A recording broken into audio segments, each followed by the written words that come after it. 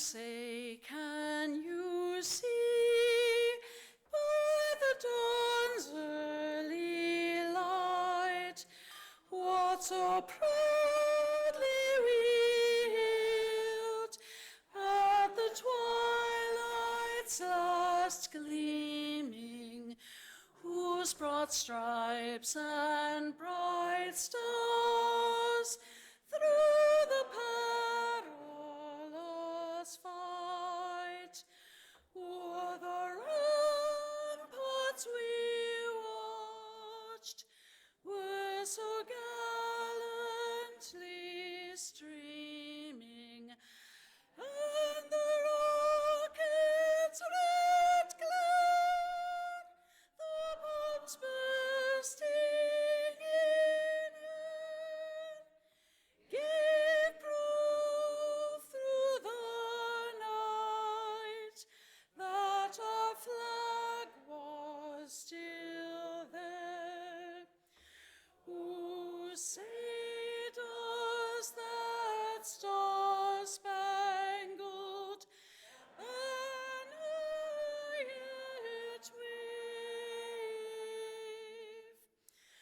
o'er the land of the free and the home of the brave?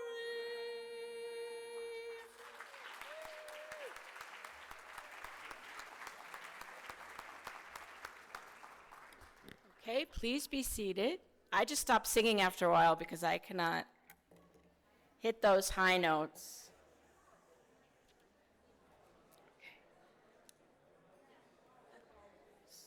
So I want to welcome you all to our 20th dinner. We are so glad to be here today to honor George McKenna and Tom Brejcha.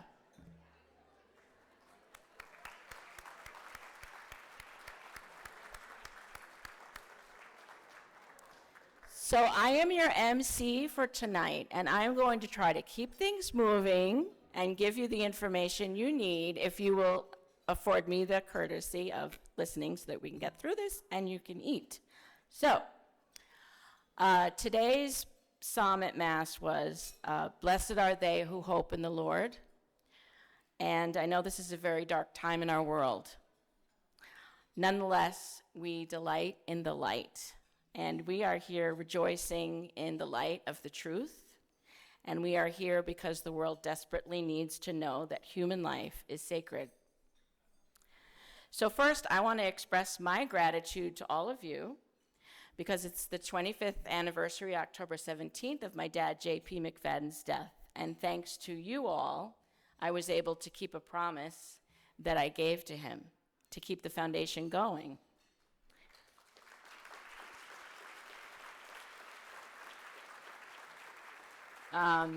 For those of you who are new to us, please look at our journal, which is full of information about who we are and what we do. And we are having our 50th anniversary next year, which is so fantastic that Roe didn't get to do that, and we did. Yeah. So on your tables, we have some envelopes that have 50th anniversary logo. And I would just ask, if you are new, even if you stick a business card in there so we can send you an email, or if you want to subscribe, or if you want to give a donation, you could just leave it on the table and we will collect it or take it home. But we really want to have a good 50th year, and it's honestly always a struggle, which is why tonight is so important. So I want to thank so much the people who have helped make tonight possible, especially the Knights of Columbus,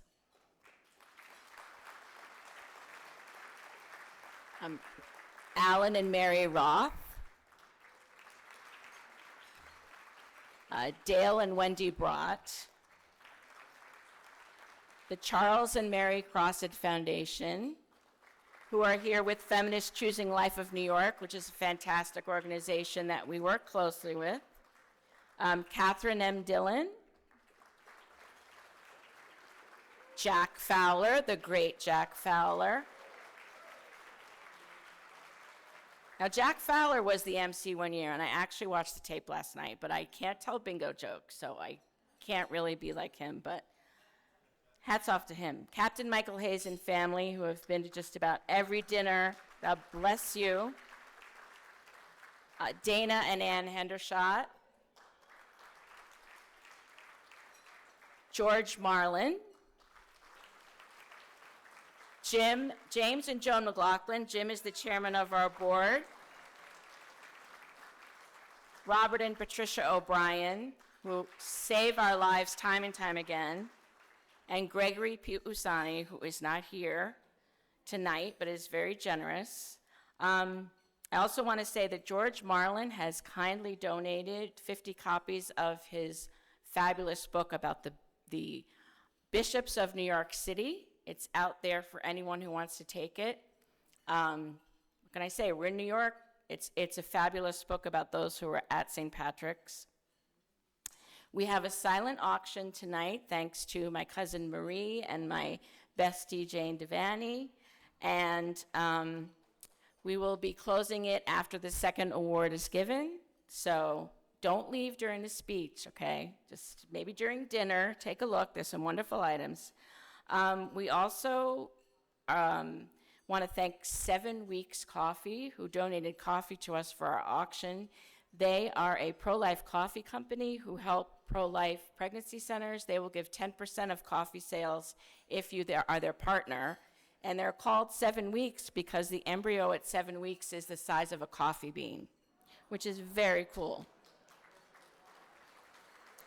And also, we have a beautiful book from Paraclete Press called Spark of Light, a children's book about a mom who's pregnant and what that means with the beautiful unborn life. You have flyers in your gift bags. These are wonderful books for your grandchildren, your children, pregnancy centers. We're very happy to promote that as well. A word about family. This is very much a family, so this organization started because of a real family, but many of you have become family, and certainly our very tiny staff is a family. And I'm sorry to say that our editor, Ann Conlon, who is an integral part of everything we do, is not here because she and her husband are ill. They have COVID, and they're up in their home in Massachusetts, and it's just very hard to be here without her because this is the 20th dinner, and of course she was here for 19 of them, and she gives her lifeblood to the Human Life Review and to the website. So please say a prayer for Anne and Raymond Conlon, and we are sending them our love. And speaking of staff, I have the best staff, most devoted and sacrificing staff in the world. Rose DeMeo, who tries to keep me from spending money because she's a wonderful financial manager.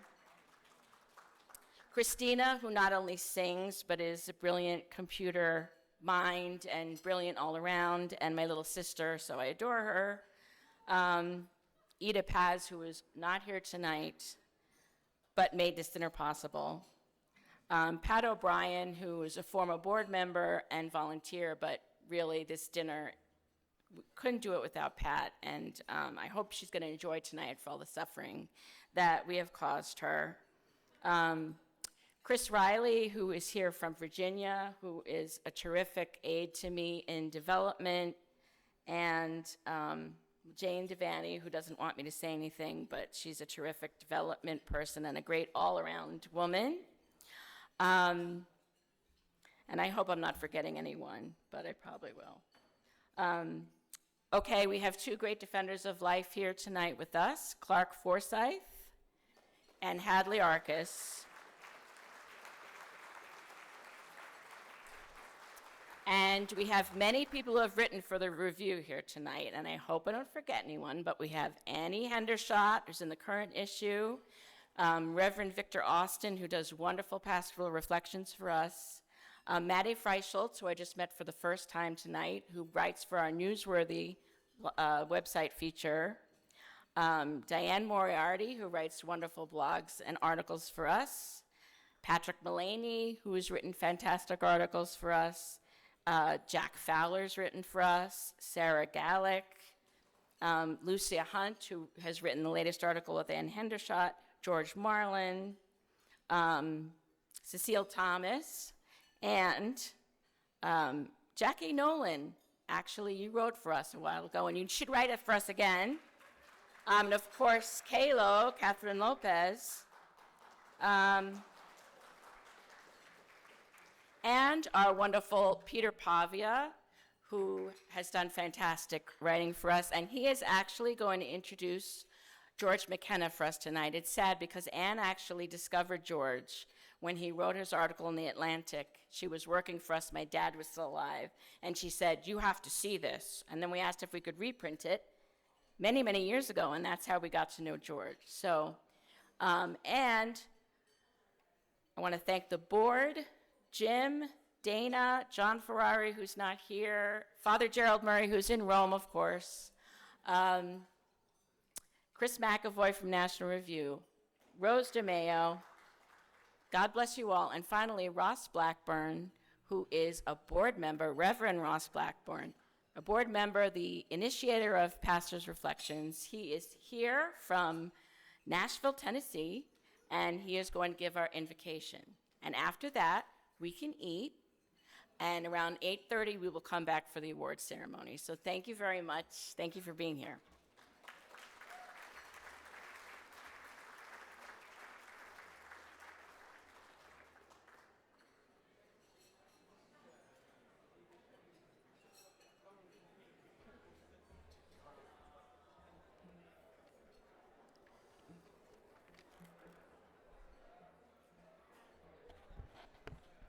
Okay.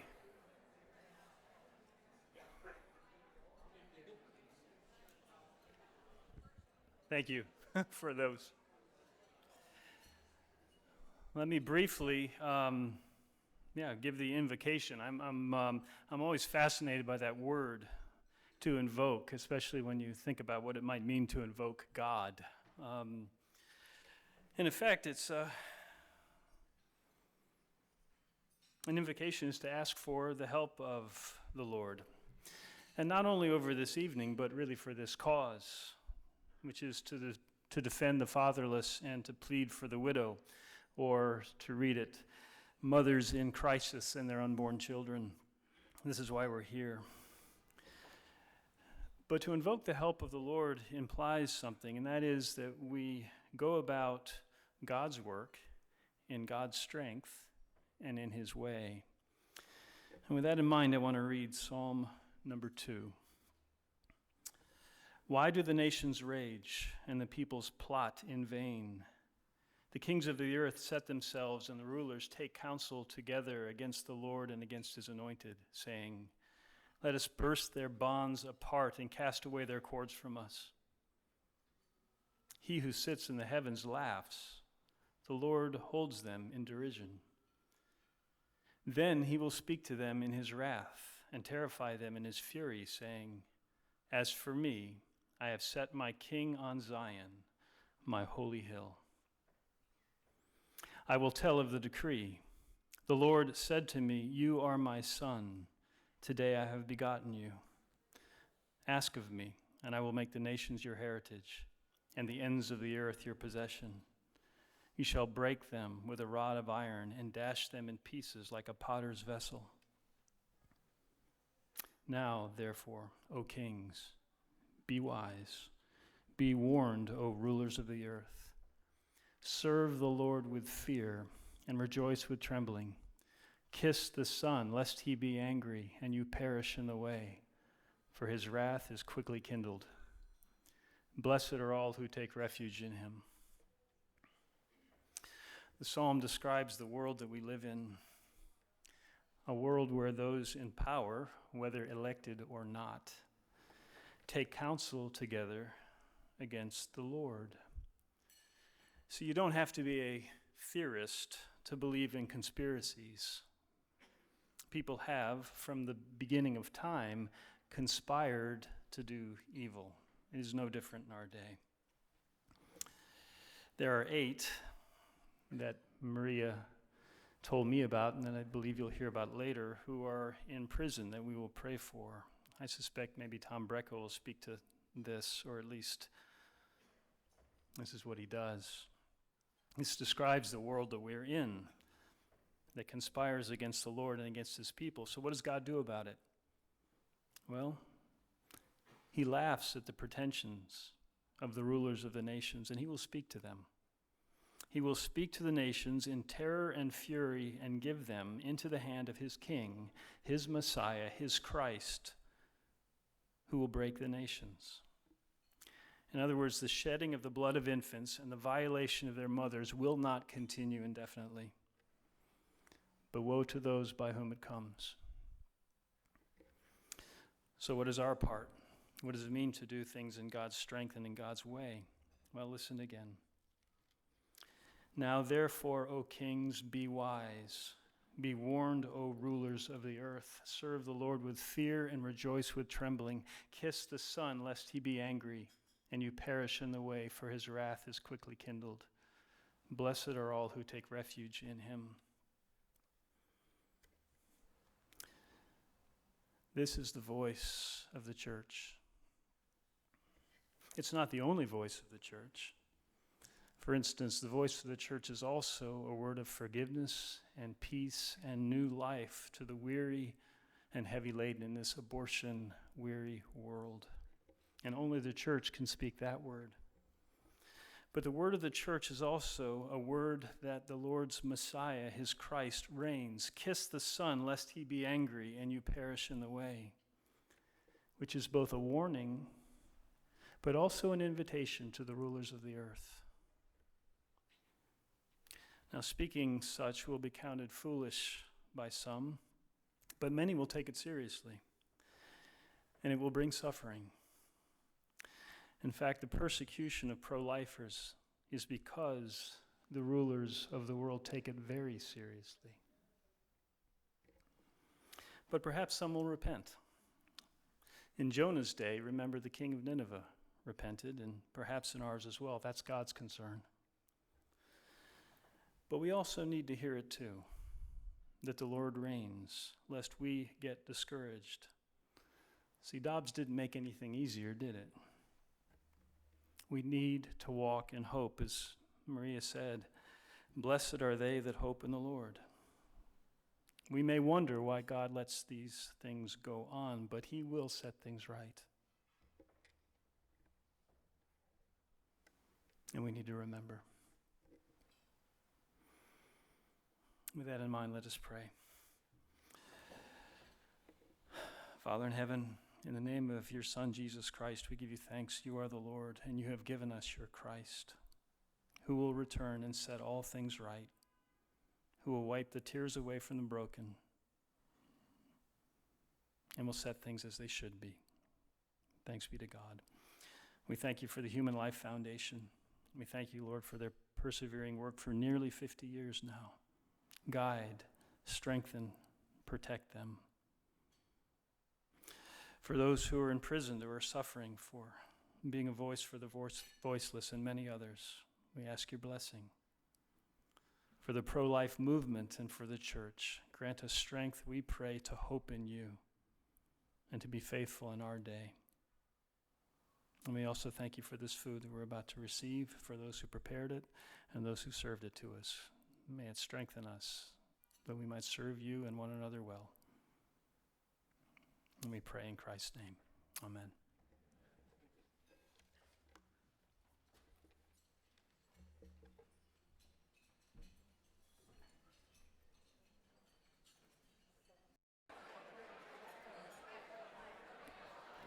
Hello. I know we're all still eating, and I want you to keep eating, but we want to get the program started so that we can move things along. So, as I said, Peter Pavia is a writer for us. I actually met Peter because he was a lector at our church, Immaculate Conception on East 14th Street. And then, Peter, if you remember this, one day you were on the bus with Teresa, who was like 3, and I was on the bus with Grace, and they were in their ballerina stuff. And I said, don't you lecture at Immaculate Conception. And anyway, since then, we've been wonderful friends, so I would like to invite him up to introduce George McKenna.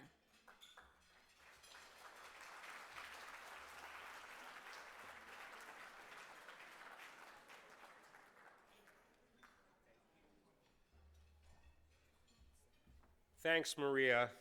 Thank you. And thank you, ladies and gentlemen, for coming together this evening for this elegant but important annual event.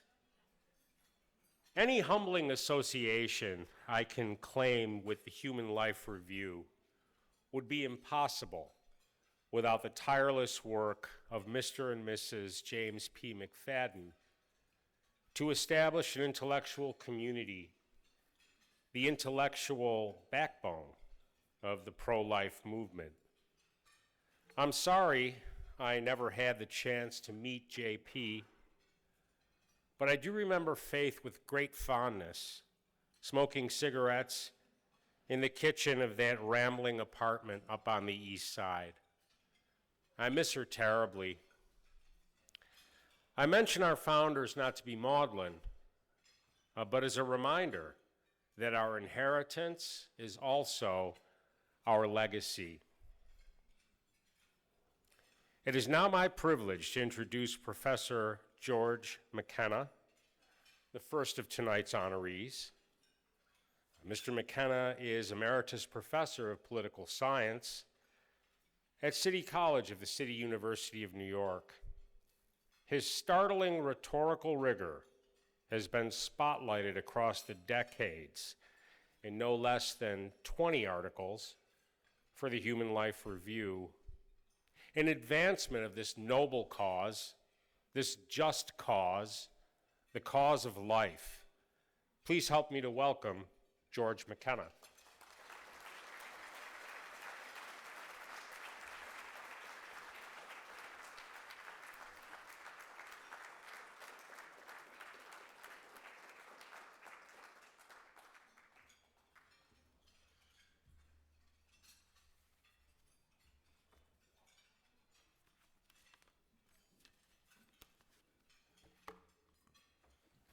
Thank you. Thank you very much, Peter. It's very kind of you.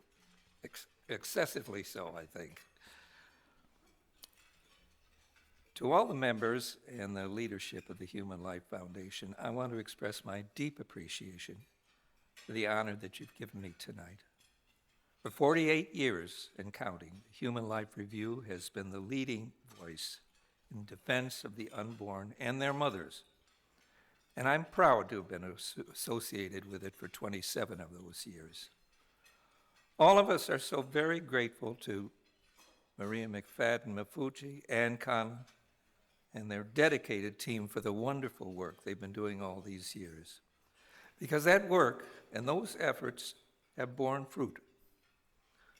At one stroke, on one date, in June of 2022, the Supreme Court finally relinquished the power it had seized nearly half a century earlier. It now put the issue of abortion squarely into the hands of Congress and state legislatures. Abortion is no longer a constitutional right. It can be a right under state law, but it's not welded any longer to our beloved Constitution. I want to turn to some of the implications of that decision and some of the possibilities it opens up for us.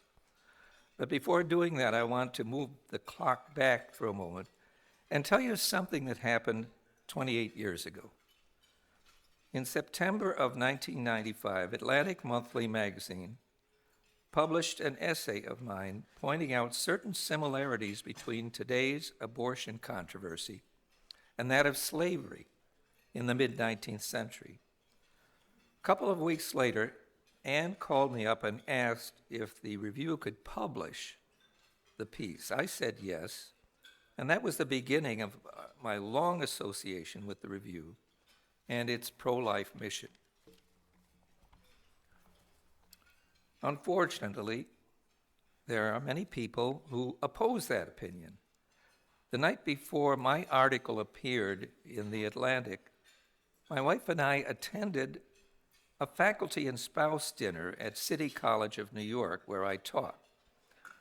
We sat around for a couple of hours, eating, drinking, and schmoozing. Sylvia and I got into an especially chatty evening with one of my CUNY colleagues and his wife. We all had a great time. The following Monday, I saw my academic colleague in the hall at City College. He had a mysterious smile on his face. He told me that his Atlantic Monthly had landed in his mailbox on Saturday morning, but his wife didn't start reading it till evening because she liked reading her favorite magazine while lounging in bed. Anyway, she finally did pick it up, and within minutes came running out of the bedroom asking, "Is this the same George McKenna we were with last night?" When he nodded yes, she shouted, "And I thought he was a nice guy." Well, the Dobbs decision last year probably didn't do that much good for that lady's blood pressure, because at one stroke, the Supreme Court gave up the power it had to decide whether and in what circumstances abortion was justified. The power was now transferred to the states and to Congress. Let's start with Congress. Technically, Congress could pass a law banning abortion nationally, but that's not likely to happen anytime soon, at least. South Carolina Senator Lindsey Graham tried it last year by introducing a bill to ban abortion anywhere in the United States after 15 weeks of pregnancy. It went nowhere in a chamber dominated by Democrats, but even many Republicans senators were happy to pass that hot potato over to the states. So practically speaking, it's really in the hands of the states. Okay, so how's that been working out? Well, I do like the law that was passed just last April by North Dakota banning abortion throughout pregnancy, with rare exceptions before a heartbeat can be detected. Some other states, such as Oklahoma, Iowa, Florida, and Idaho, also have some fairly robust anti-abortion laws. But at the other end of the spectrum, we have abortion laws of California, New York, New Jersey, Illinois, and most of New England, which allow abortions up to the moment of birth. The rest of the states are at various points in between. Last year's midterm elections brought some sobering news for our side. Abortion was on the ballot in 5 states, and in all 5, abortion advocates won. And that included Montana and Kentucky, states usually friendly to our side. To be sure, there were some bright spots. Several pro-life governors easily won re-election after backing strict abortion limits. Nevertheless, it's obvious that we have much work to do in getting our message out there. Along the way, though, we do have some realistic guideposts measuring our progress. One was set firmly in the ground some years ago by Pope John Paul II, St. John Paul, if you will. He said it's permissible for Catholic politicians to vote in favor of laws permitting abortion so long as the imperfect new law replaces a worse one. That was pointed out to me by 2 of my readers, David Quinn and Wesley Smith. I don't know whether they're here tonight or not, but I appreciate it very much. I didn't know about that. I stole it from them. I'm convinced that that is doable in the near future in all or most of the 30 states with the worst abortion laws. Abortion proponents like to cite figures showing that a large majority of Americans want abortion to be legal during the first trimester. What they don't like to acknowledge is that an even larger majority of Americans want abortion banned during the second and third trimesters. So the time is ripe for pro-life groups to bring their fight to the 30 states that permit late-term abortions. Fact checkers at the Washington Post, hardly a conservative newspaper, by the way, have concluded that the U.S. is one of only 7 countries in the world that allow abortions after 20 weeks of pregnancy. The other 6, by the way, are North Korea, China, Vietnam, Canada, Singapore, and the Netherlands. So it's the abortion industry and its influential friends on the one side, and the pro-life movement on the other. I'm going to do whatever I can, from picketing to praying, to help our side, but I can't predict an outcome. The one thing I am sure of after all these years living here is that Americans love life. Their social mores have been shaped by the celebration of life as an unalienable right. That is why Americans are so uneasy about abortion. They know that abortion is a killing process. The abortion spokesmen know it too, which is why they go to such great lengths to hide it. Abortion is a procedure, a reproductive health measure, a choice. They don't seem to like that actual word abortion, which is why they resort to euphemisms so often. The most puzzling euphemism for me is the term reproductive care, which they use to describe a procedure aimed at stopping reproduction. That's the reason why they won't compromise when anyone suggests a ban, even on late-term abortions. They know that once they do that, they're in trouble. Why ban very late-term abortions? Well, presumably because there is now, finally, at long last, a human being living in the womb.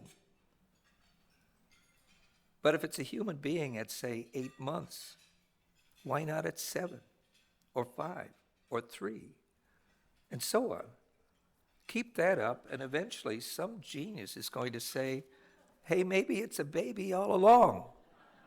I mean, follow the science, guys. How many times have you heard that?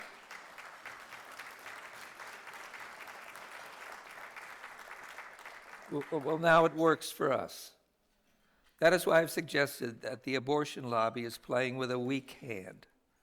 Americans love life, especially innocent life. They hate to see it destroyed. And yet some states of our nation have on their books laws that permit the killing of children in the womb after 24 weeks of pregnancy. Laws comparable to those of North Korea, China, and Vietnam, but banned by almost every country in Western Europe. So we have an anomaly here. We have a nation of people who love life, yet many states in that nation have left their doors wide open to late-term abortions. So we have our work cut out for us. If anyone ever asks me, and so far nobody has, I would suggest a strategy, this strategy. Start with the worst of those states: California, New York, New Jersey, Illinois, and most of New England, and expose them for all to see. That very exposure can take on a life of its own as more and more people hear, some for the first time, what the hell has been going on in their legislatures over the past 10 years. But whatever our strategies, we're now in a position to move forward because abortion is not a constitutional right. Abortion has been shaken loose from its proud perch in the U.S. Constitution. So we now have it in our power to force it out the door in at least a good number of states. Then in due time, we can come back for the rest. Thank you very much.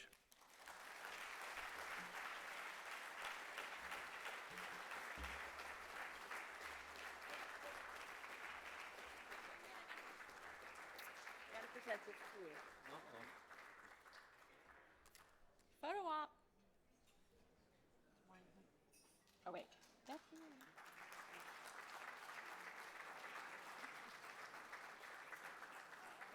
I'm glad I got the bread out of my teeth. Thank you very much.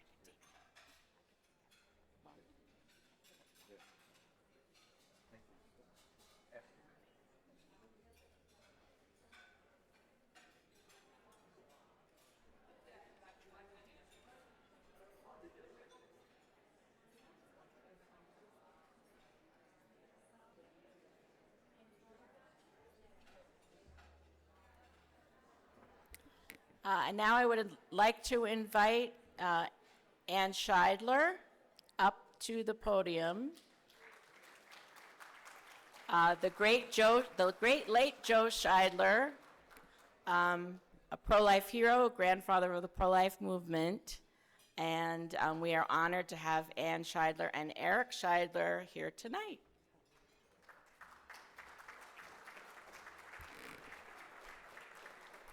Thank you, Maria. It is such an honor for me to have the opportunity to introduce my dear friend, Tom Brejcha.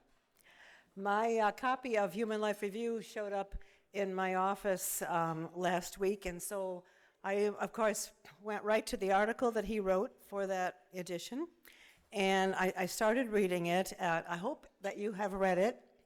If you haven't, be sure you do, and I want you to know it's about half the length of the original article Tom wrote, because he never writes anything short, and condensing 28 years of a court battle into like 8 pages is pretty difficult. But if you want the longer version, you just have to contact Tom, and he'll be happy to email it to you. Anyway, so I started reading the article, and it prompted me to go back to my husband's famous journals that he used to keep on everyday life. I mean, everything. And I wanted to know, when did he meet Tom Brejcha? Well, it turns out it was August 14th, 1986. And let me tell you how we came to know him. Joe was sued by the National Organization for Women in June of 1986, and it was originally an antitrust suit. And we had a couple of different nonprofit law firms that were interested in representing him, and it ended up being Americans United for Life. And although they had a lot of experience with legislative work, they didn't actually have litigation experience. So I called my brother-in-law, who is an attorney. I said, "Do you do antitrust work?" And he said, "No, but a friend of mine just had a case before the Supreme Court. It was Tom Brejcha."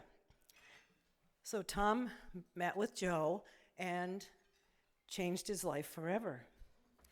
He probably has some second thoughts about that lunch. I think it was a lunch meeting.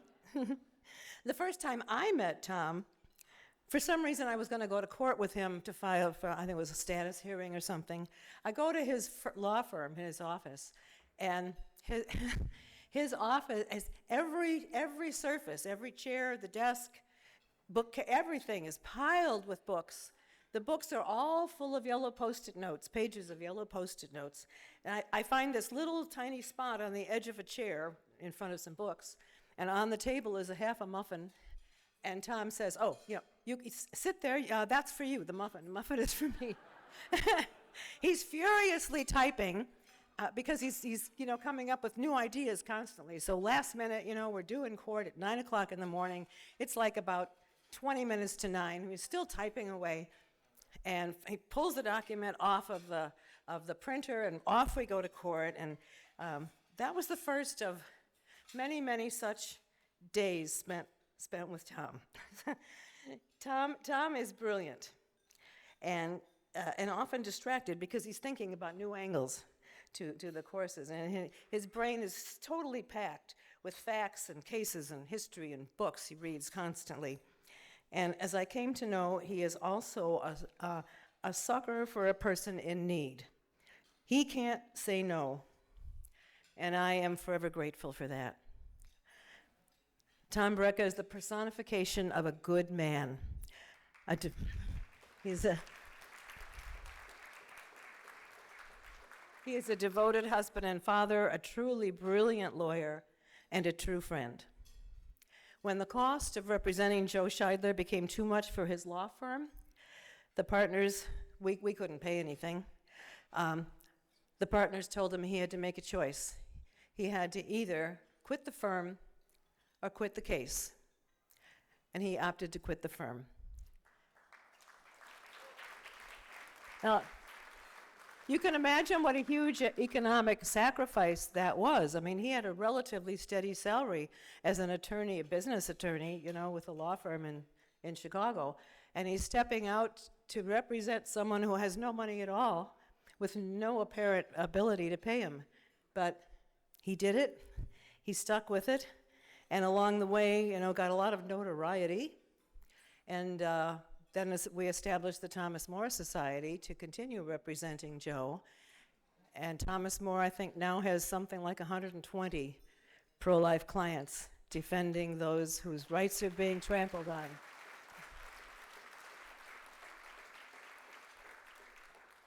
He's also gotten a ton of wonderful young lawyers who want to work for Thomas More, partly because they really believe in the cause, and partly because they really want to work with Tom Brejcha.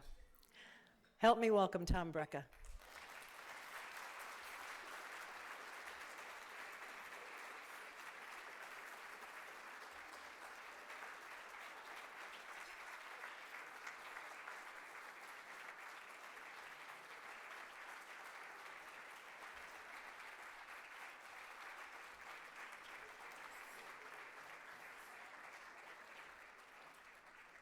The other side has railing.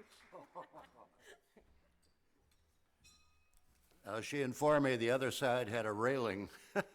I could have used it. Well, she certainly overdid that, let me tell you. Thank you very much, Human Life Foundation. It's a wonderful honor you've bestowed on us and on our Thomas More Society, and I accept it with grace. But believe me, it belongs to the heroes whom we represent.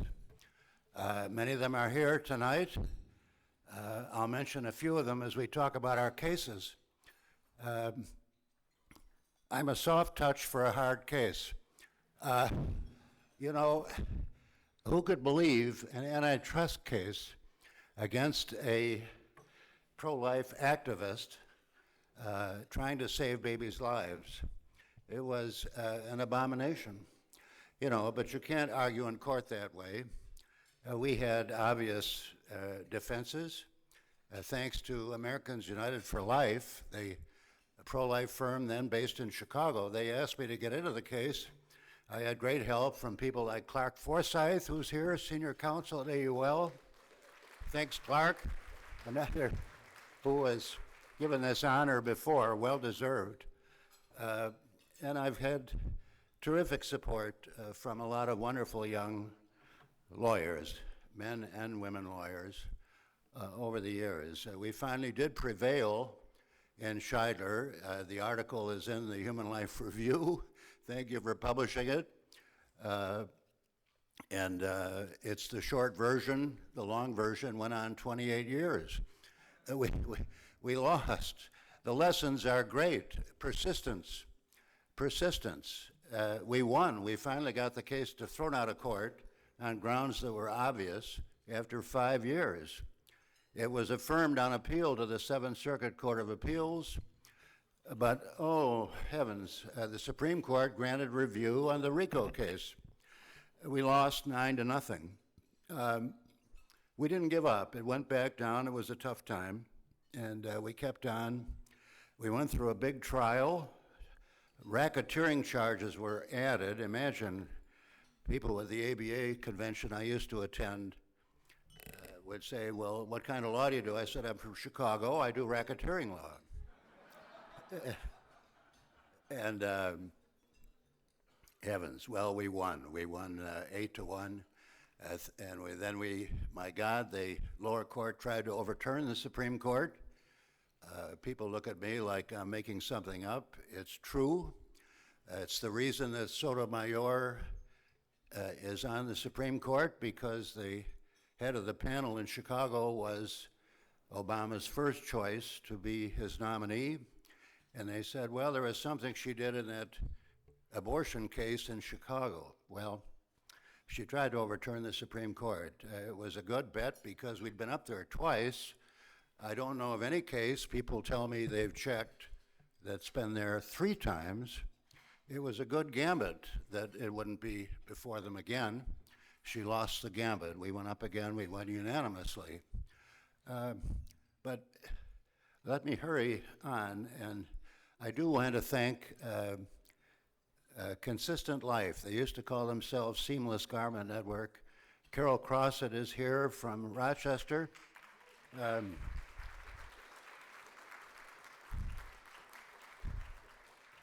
Carol, you won the case, and you know that.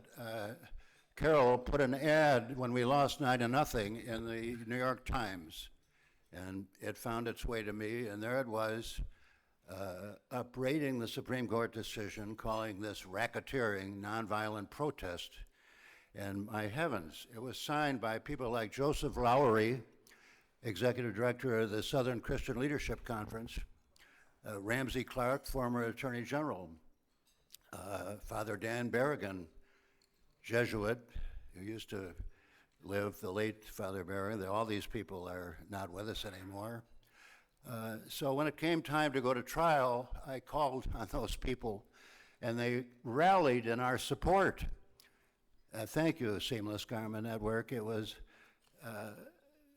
and a great event happened during the argument before the court, where the Solicitor General of the United States, his name was Olson, you may remember him from Bush v. Gore, Ted Olson, argued against us on the key issue, until Ruth Ginsburg posed this question to him. Mr. Olson, could your theory have been used against the civil rights protesters? And he had to say, well, yes, it could, and started to explain, and she cut him off. That exchange was quoted in the Supreme Court report of the case because Ginsburg and Breyer filed a concurring opinion and focused on that response. I call that they also joined the majority opinion of the 8 justices written by Rehnquist.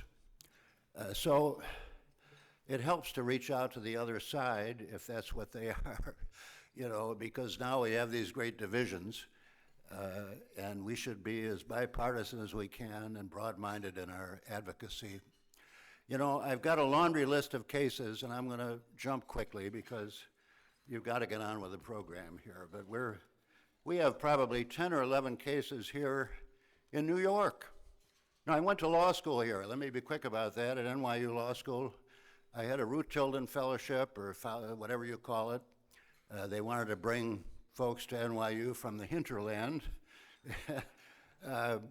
One of my classmates was a fellow named Giuliani. I think you may have heard of him. And class of 1968. I'm an old geezer. I feel bad for Rudy now. He's going through a tough time. Another classmate was Norm Siegel, head of the ACLU here. And Norm Siegel gave Rudy, when he was mayor here, a lot of trouble about, stop and frisk laws and so forth. That was a different era, is it not? But I didn't realize at the time NYU law, when I was there, made me uncomfortable. Why so? Well, I couldn't put my finger on it. I was elected the class representative, and yet it was difficult.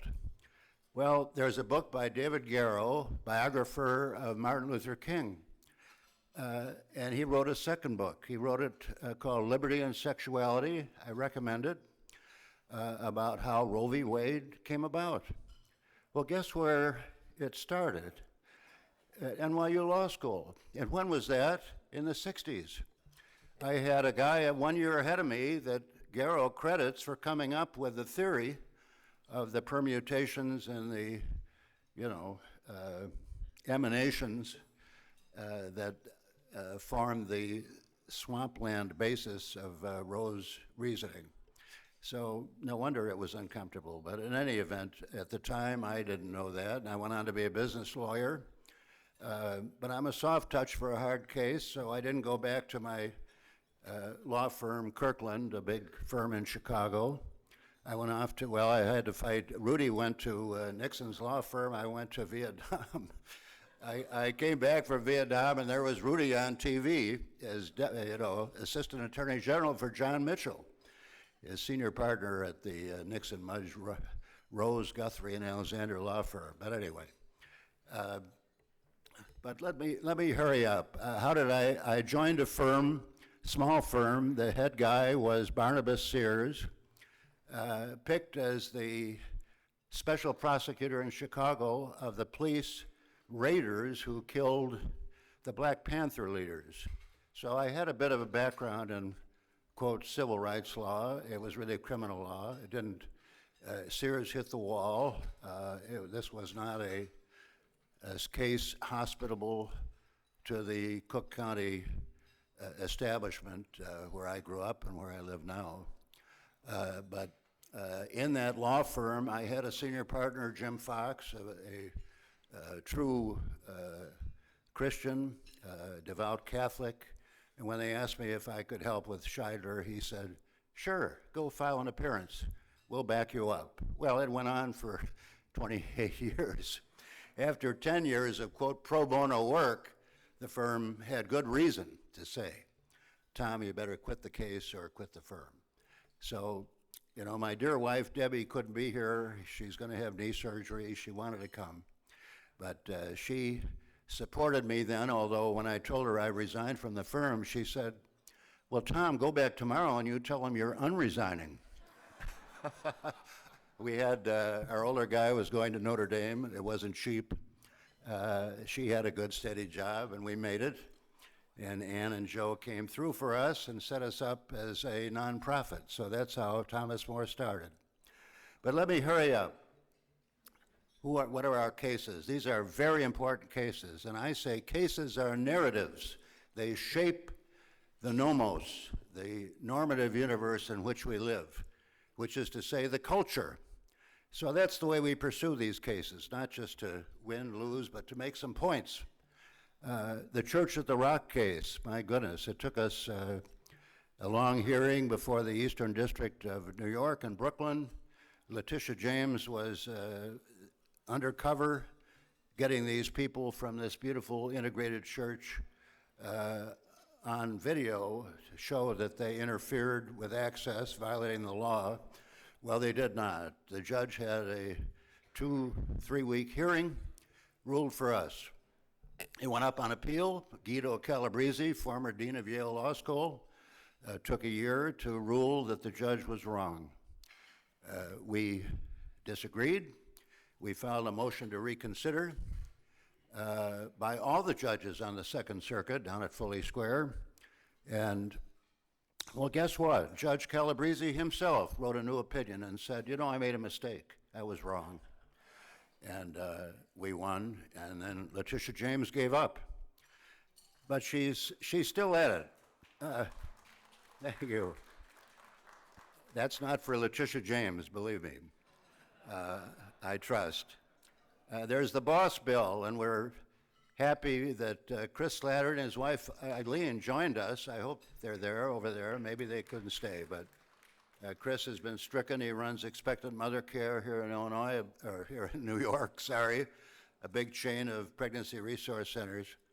And they took 3 years to decide that case, but they held that requiring pregnancy resource centers to hire people who have had abortions or advocate for it was indeed a violation of First Amendment rights. And now it's on remand to the trial court again, and also up for consideration of the New York City version of the boss bill. So that case, even when you win, the cases sometimes go on. You know, our wonderful lawyer, Chris Ferreira, is now going after Westchester, which passed a terrible law limiting sidewalk counseling, which is a last-minute plea to moms to save their children. We're going to win that case. The Reproductive Health Act by Feminists Choosing Life of New York. We've supported that case. We're on appeal on one issue. We lost on some others, but the case is still going on. We keep beating these drums because you can't stop beating the drum. When you beat it loudly and long enough, people hear, and they hear this message of life that is a winning message. It's a winner. So we have to keep at it. Now Letitia James is after the Red Rose Rescue people. Ferrara's defending that. She's trying to shut that down. She's not going to succeed. Jim Havens of Rochester.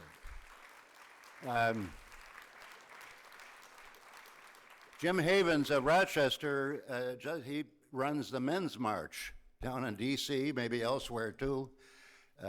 He was our lead plaintiff, and he just defeated, again in the Second Circuit, we do a lot of business up there in Foley Square, where they said an old ban on picketing against Operation Rescue, which goes back to my era, could be applied to Jim, who had nothing to do with Operation Rescue back then.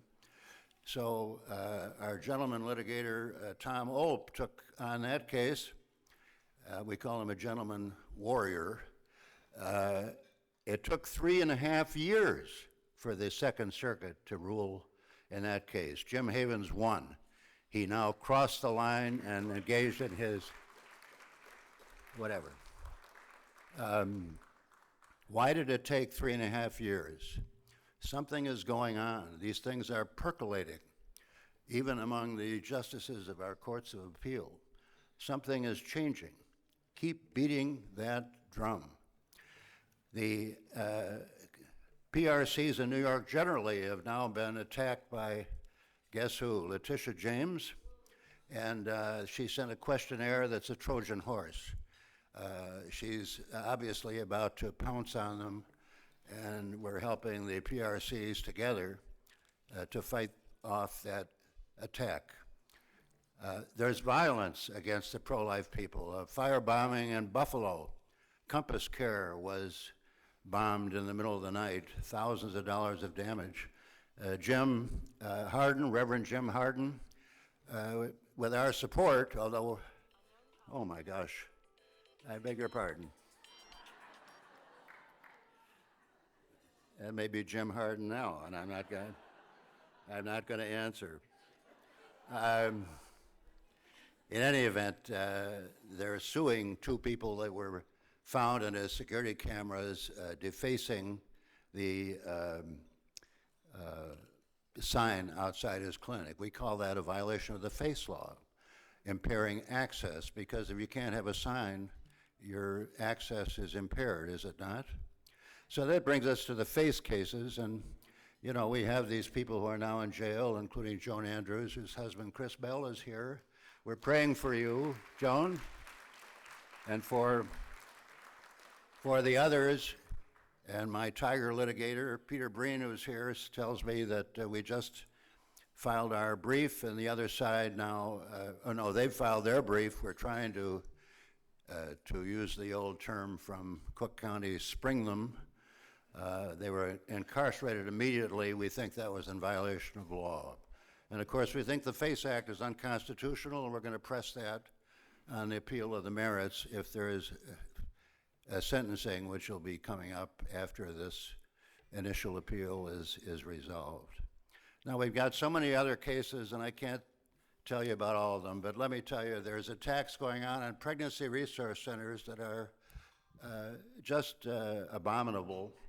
In Illinois, Peter Breen just defeated, the judge said, and this our version of Letitia James is Kwame Raoul, Attorney General in Illinois.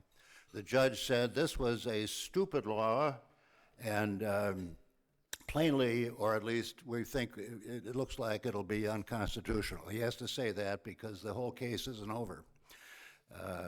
Now, Peter just told me on the phone, they've said they're going to take 25 depositions of NIFLA PRCs all through Illinois. Well, you see what they're trying to do? They're going to wear us out.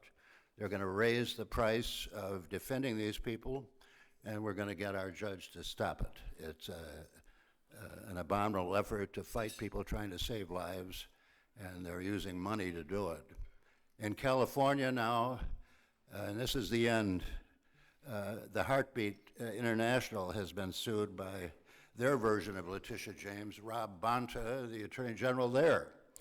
And we're going to defend Heartbeat. They're saying that it's wrong and a fraud on the people of California to say the abortion pill reversal will save lives. Well, the short answer to that is that it has saved many lives.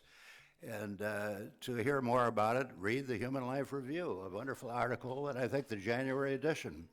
So we'll have expert witnesses in there.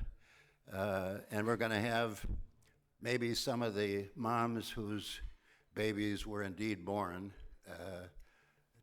by means of abortion pill reversal. What better evidence that this is not fraud, this is the truth. And the truth will prevail. So thank you very, very much. And let's keep fighting.